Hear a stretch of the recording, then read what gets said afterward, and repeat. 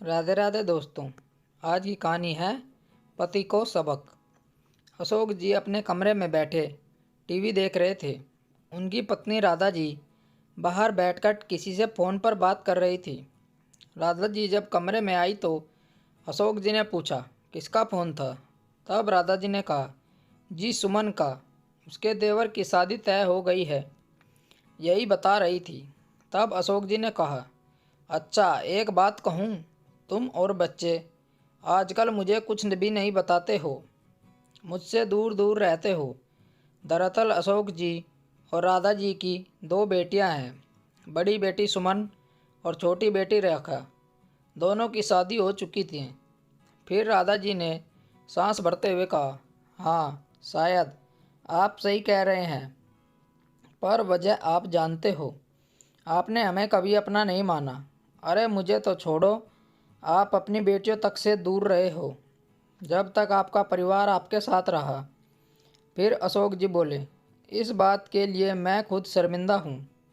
तुम बेटियों से कहती क्यों नहीं, मुझे माफ़ कर दे।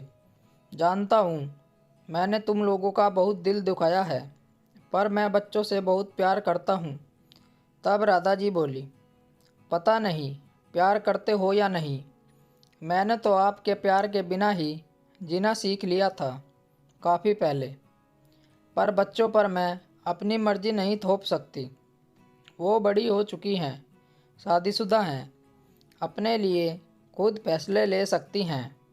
मैं बहुत अरमानों के साथ शादी करके आई थी। तब मेरी उम्र ही क्या थी, मात्र 18 साल। जब तो जैसा समझाता मान लेती।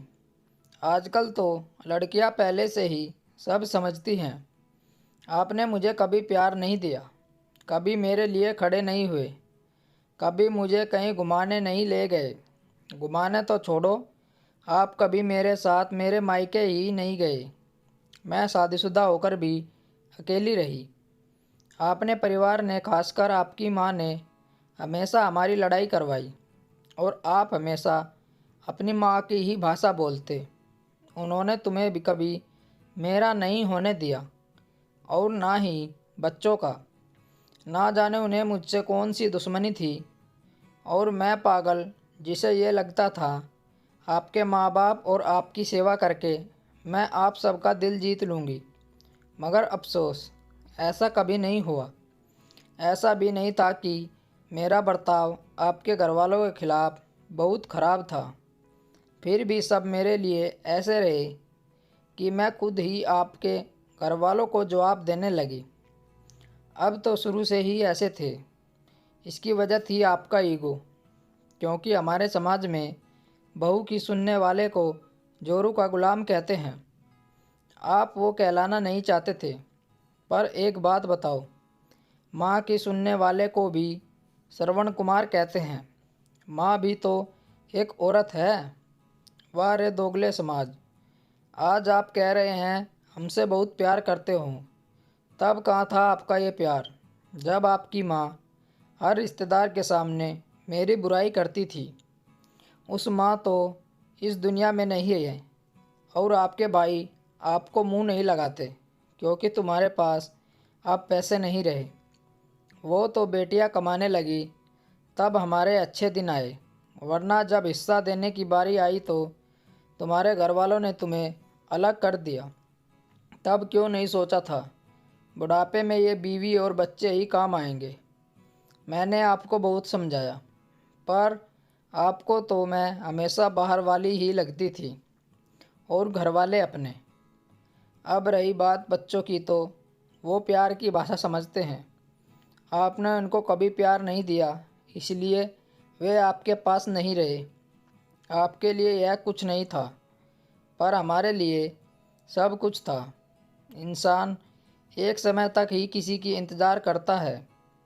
मैंने और बच्चों ने भी किया था, फिर आपके बिना ही जीना सीख लिया। आज मुझे खुशी इस बात की है कि मेरी बेटियां ज़िंदगी में प्यार है। मेरी तरह उनको समझौतों की शादी नहीं निभानी पड़ रही। वो अपनी लाइफ में खुश हैं। उनके पति उनसे बहुत प्यार करते हैं और दोनों अपने पैरों पर खड़ी हैं। राधा जी अपनी बात ख़त्म करके वहाँ से चली गई और अशोक जी ये सब सुनकर दंग रह गए। वो समझ चुके थे कि खून के रिश्ते निभाने के कारण अपने परिवार से बहुत दूर हो गए। कुछ जख्म ऐसे होते हैं जिन्हें समय भी नहीं भर पाता, वे हमेशा हमें याद रहते हैं। स्टोरी को लेकर आपकी क्या राय है, नीचे कमेंट करके ज़रूर बताइएगा।